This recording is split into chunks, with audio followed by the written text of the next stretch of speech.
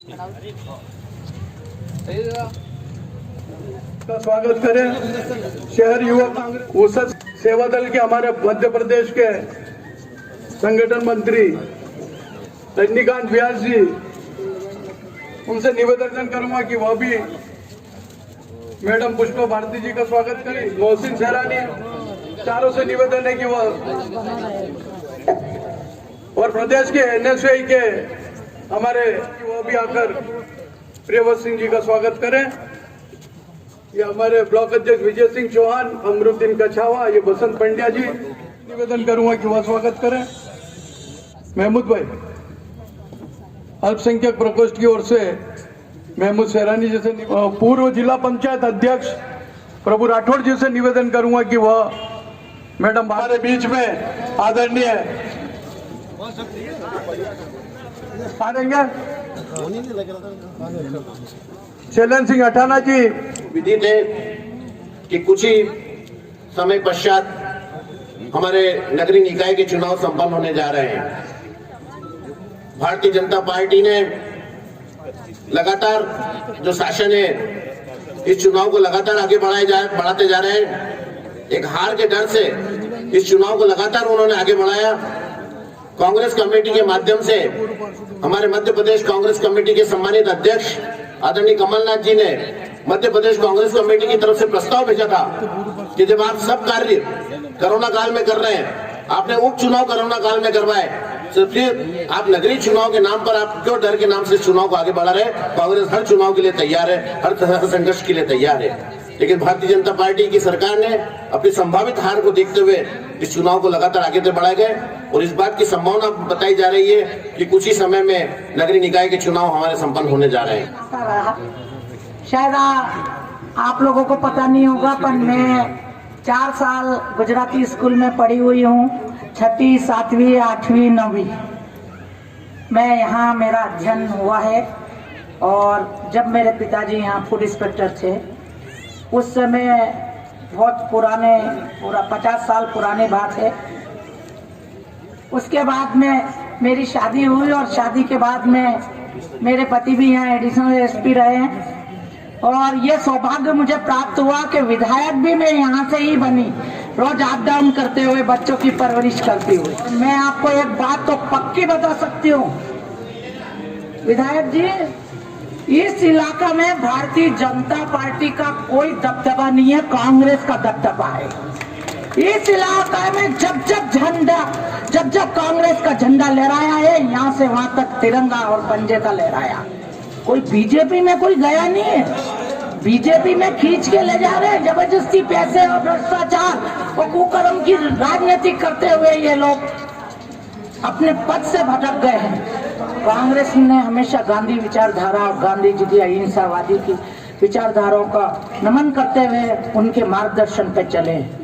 मैं आप लोगों से एक निवेदन करना चाहती हूँ, उनके नगर निगम में हम लोगों को जो दायित्व दिया गया, नगर निगम में पार्षदों को जो दायित्व दिया जाएगा, नगर निगम शहर की रीढ़ की हड्डी होती है, जनता की रीढ़ की हड्डी होती है, जनता की रोजी रोटी का साधन होता है, जनता की स्वास्थ्य का साधन होता है, पानी की व्यवस्था होती है, लाइट की व्यवस्था होती है और विकास की व्यवस्था होती है। पर आने वाली विधानसभा, आने वाली नगर निगम, आने वाली नगर पालिका ये रिजल्ट देगी कि पैसों से चुनाव नहीं जीत सकते। अगर पैसों से चुनाव जीतते तो टाटा, बिरला, अंबानी, अन्नानी ये विधानसभा लोकसभा खरीद लेते।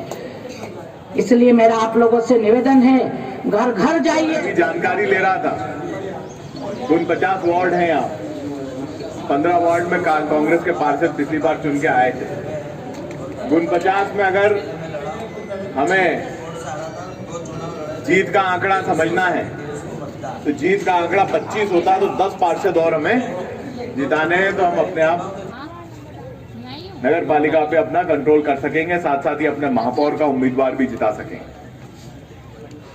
पिछली 3 बार से भारतीय जनता पार्टी जीती, यहाँ पे जीती, पर मुझे ये बताया गया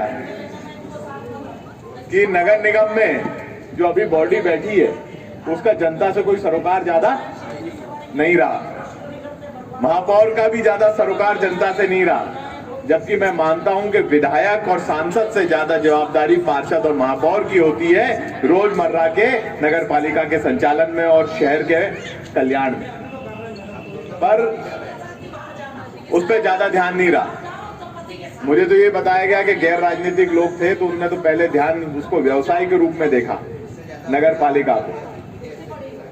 हम सबसे पहले ये सुनिश्चित करेंगे कि जो हमारी तरफ से उम्मीदवार लड़े वो नगर पालिका को व्यवसाय की नजरिए से नहीं देखेगा, वो नगर पालिका को, नगर निगम को जनता की सेवा के नजरिए से देखेगा, इस रतलाम के विकास के नजरिए से देखेगा। ये हमारा लक्ष्य होना चाहिए। धारियों के बारे में आपने क्या विचार किया? जो जिनके पास दुकान खरीदने की ताकत नहीं है, जिनके पास इतना पैसा नहीं है कि वो लाखों करोड़ों रुपए की दुकान, यहाँ पे मुझे नहीं मालूम कितने की दुकान मिलती होगी रतलाम में, महंगी मिलती है, व्यवसायी शहर है, लाखों रुपए में तो मिलती है।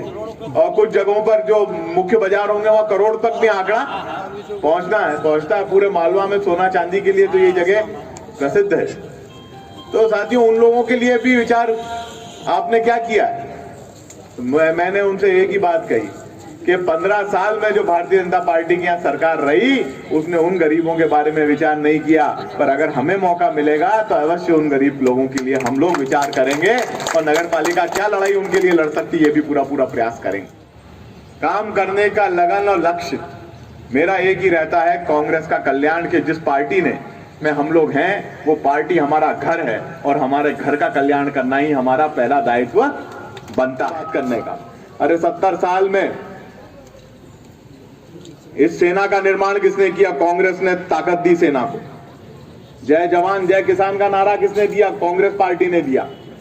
इंदिरा जी ने अपनी जान प्राणों की आहुति दे दी इस देश के खातिर, पर इस देश को टुकड़ों में विभाजित नहीं होने दिया। तो साथियों, ये तो आज माइक पकड़ के भाषण करके और कुछ भी कहीं पे भी लिख के ये सिद्ध नहीं कर सकते कि 70 साल में भारत का निर्माण नहीं हुआ। 70 साल में अगर आप आज वर्तमान युग में देखें, अगर भारत से पूर्व में जाएं या भारत से पश्चिम में जाएं तो कहीं आपको प्रजातांत्रिक तरीके से चुनी हुई सरकार नहीं मिलेगी। और सीनियर लीडर बाद में मिलने, पहले हम जो हमारे साथी आए हुए हैं वहां जो दावेदार हैं जिस वार्ड के, उनकी बात, और कृपया अपनी बात भी थोड़े समय में ही कह दें क्योंकि बहुत लंबी चौड़ी आप बोले उससे अच्छा रहेगा कि उसको सीधी सटीकता से रख दें। वो सारे अंग्रेजों के मुखबिर बन के काम कर रहे थे यही भाजपा वाले, और हमारे कांग्रेस के नेताओं को, स्वतंत्रता सेनानियों को गिरफ्तार कराने का काम करने वाले आज वो कहते हम देश के मालिक हैं। असली मालिक कांग्रेस पार्टी है और ये देश की जनता, असली मालिक देश की जनता, और जनता की ताकत से कांग्रेस पार्टी ने देश को आजाद किया। आप लोग अपना असली रूप दिखाओ और अपना घर के साथ साथ आप समाज का भी काम करें, अपनी कांग्रेस पार्टी को ताकत देने का भी काम करें। यह आपसे मेरी प्रार्थना है। आपने खुद ने देखा है, कितना चैलेंज आप मानते हैं और किस रूप में लेते हैं पूरे चैलेंज को आप? चैलेंज तो है, जैसे आपने कहा चैलेंज तो है, और प्रयास हमारा ये रहेगा कि फेयर जजमेंट हम लोग लगाएं पूरे इस कांग्रेस कार्यकर्ताओं की भावनाओं का, और उसके अनुरूप ही आगे के निर्णय लें। ये प्राथमिक और पहली मुलाकात है, तो this is like testing the water. देखेंगे कि किस प्रकार से यहाँ पे व्यवस्थाएं हैं और आने वाले समय में उनको किस प्रकार से आगे बढ़ाना है। और इसमें निश्चित रूप से जो लोकल लीडरशिप है उसका और हमारे जो लोकल संगठन का एक महती भूमिका रहेगी और उनको साथ लेकर आगे का काम करें। आज किस तरह का रुझान देखने को मिला है? बड़ी संख्या में क्या लोग आए हैं, कैंडिडेट आए हैं आपके पास में, क्या बात? कैंडिडेट आ रहे हैं, लगातार बात भी रख रहे हैं, कुछ वार्डों में ज़्यादा हैं, कुछ वार्ड में कम हैं। इससे भी महसूस हो जाता है कि कहाँ पे हमें मेहनत ज़्यादा करने की आवश्यकता रहेगी। और बहुत बड़ा गैप नहीं है अगर देखा जाए वार्ड्स के गिनती के हिसाब से। 15 वार्ड में कांग्रेस ऑलरेडी काबिज है, 10 वार्ड और अगर काबिज करती पार्टी तो यहाँ पे अच्छी स्टैंडिंग ले सकते हैं। तो निश्चित रूप में रेगिस्तान में पानी निकले ऐसा व्यवस्था जमे। दूसरी बात ये कि कैंडिडेट के डिक्लेरेशन में आप लोगों ने बाजी मारी है। इंदौर की अगर मैं बात करूँ तो क्या इस बार दूसरी जगह भी ऐसा देखने को मिलेगा कि हम लोग सभी जगह पे भाजपा से इस मामले में आगे निकले?